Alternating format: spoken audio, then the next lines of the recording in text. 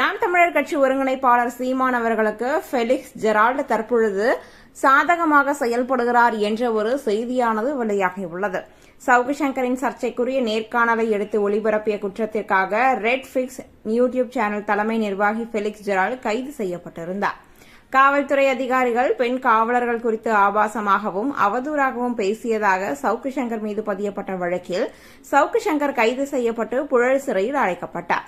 இந்த வழக்கில் சவுக்கு சங்கரின் சர்ச்சைக்குரிய நேர்காணலை ஒளிபரப்பியதற்காக ரெட்ஃபிக்ஸ் யூடியூப் சேனல் தலைமை நிர்வாகி மற்றும் நெறியாளரான ஃபெலிக்ஸ் ஜெரால்டும் கைது செய்யப்பட்டார். கைதான ஃபெலிக்ஸ் ஜெரால்டு திருச்சி மத்திய சிறையில் அடைக்கப்பட்டிருந்த நிலையில் இந்த வழக்கில் ஜாமீன் கோரி இரண்டாவது முறையாக சென்னை உயர்நீதிமன்றத்தை நாடினார். அந்த வழக்கு விசாரணையில் அவர் தனது பேச்சுக்கான விளைவு தற்பொழுதுதான் உணர்ந்துள்ளதாகவும் இனி ஒருபொழுதும் இவ்வாறு பேச மாட்டேன் எனவும் உறுதியளித்தார். ஃபெலிக்ஸ் தரப்பு வாதத்தை கேட்ட நீதிமன்றம் அவரது யூடியூப் சேனலை மூட வேண்டும், வெளியே இனி இப்படி பேட்டி தரக்கூடாது என்ற நிபந்தனையுடன் அவருக்கு ஜாமீன் வழங்கி உத்தரவு பிறப்பித்தது. இதையடுத்து நேற்றைய தினம் நாம் தமிழர் கட்சி ஒருங்கிணைப்பாளர் சீமான் அவர்களை அவர் குடும்பத்தினருடன் நேரில் சந்தித்துள்ளார்.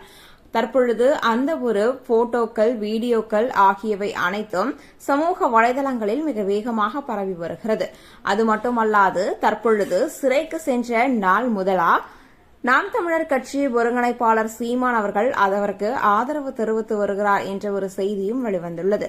மற்ற அரசியல் கட்சி தலைவர்கள் யாரும் ஃபெலிக்ஸ் ஜெரால்டிற்கு ஆதரவு தெரிவிக்கவில்லை என்ற ஒரு தகவலும் வெளியே வந்துள்ளது. இதனால் தற்பொழுது ஃபெலிக்ஸ் ஜெரால்டு நாம் தமிழர் கட்சி ஒருங்கிணைப்பாளர் அண்ணன் சீமான் அவர்களுக்கு ஆதரவாக இருப்பார்.